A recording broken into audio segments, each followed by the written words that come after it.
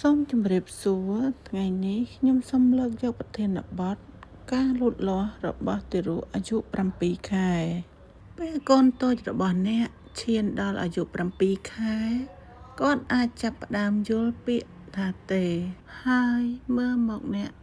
ដោយភ្នែកពោរពេញដោយក្តីស្រឡាញ់ពេលដែលអ្នកហៅឈ្មោះរបស់ពួកគេ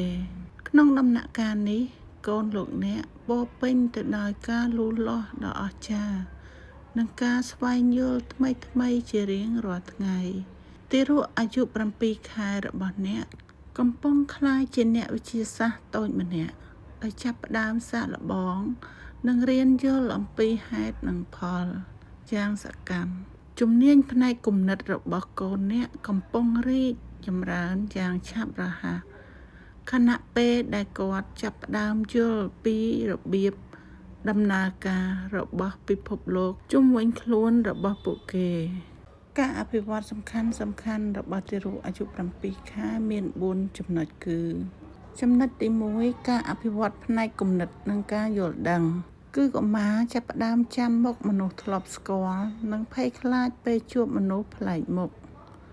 កុមារចាប់អារម្មណ៍លើរបស់ក្មេងលេងហើយសាកល្បងយកដាក់ចូលក្នុងមាត់ពួកគេអាចស្វែងរករបស់ដែលលាក់ដូចជាការលាក់ប្រដាប់ប្រដាលេងក្រោមកន្សែងកុមាររៀនដោយការមើលស្ដាប់និងសាកល្បងចំណុចទី2គឺការអភិវឌ្ឍភាសានិងការប្រាស្រ័យទាក់ទងកុមារអាចនិយាយបញ្ចេញជាសំឡេងប៉ាប៉ាដាដាឬក៏ម៉ាម៉ា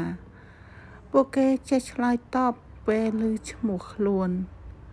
ចេះសើចឬបញ្ចេញសំឡេងពេលមនុស្សធំនិយាយជាមួយពួកគេចាប់ផ្ដើមយល់សំឡេងនិងអារម្មណ៍របស់មនុស្សធំចំណុចទី3គឺការអភិវឌ្ឍចលនានិងរាងកាយក្នុងដំណាក់កាលនេះទារកអាចអង្គុយបានដោយខ្លួនឯងឬត្រូវការជំនួយតិចតួចទារកចូលចិត្តបង្វិលខ្លួនដេកផ្កាប់ឬផ្ងាចុះឡើងពួកគេប្រើដៃទាំងពីរចាប់របស់លេងនិងបដូររបស់លេងពីដៃម្ខាងទៅដៃម្ខាងទៀតក្នុងវ័យនេះពួកគេក៏អាចចាប់ផ្ដើមលូនទៅមុខដែរចំណុចចុងក្រោយគឺការអភិវឌ្ឍផ្នែកអារម្មណ៍និងសង្គមដោយទារកចូលចិត្តលេងជាមួយឪពុកម្ដាយនិងអ្នកថែទាំពួកគេបង្ហាញអារម្មណ៍សប្បាយខឹងឬខ្លាចយ៉ាងច្បាស់ទារកចូលចិត្តលេងលាក់មុខឬខ្មែរយើងហៅថាលេងវ៉ាអឺទារកអាចយំពេលឃើញឪពុកម្ដាយឬអ្នកមើលថែទាំចាកចេញចំណុចទាំងអស់នេះគឺជាការអភិវឌ្ឍរបស់ទារកអាយុ7 ខែចុងក្រោយនៃវីដេអូនេះគឺជាគន្លឹះដែលឪពុកម្ដាយក៏ដូចជាអាណាព្យាបាលអាចជួយដល់ការអភិវឌ្ឍរបស់ទារកទី1គឺនិយាយនិងច្រៀងលេងជាមួយកូនជារៀងរាល់ថ្ងៃទី2ផ្ដល់របស់ក្មេងលេងដែលមានពណ៌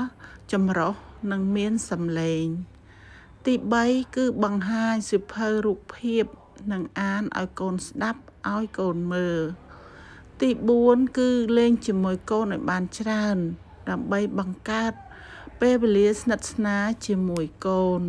ប្រសិនបើឪពុកម្ដាយក៏ដូចជាអាណាព្យាបាលសង្កេតឃើញកូនរបស់ខ្លួនមានការលូតលាស់យឺត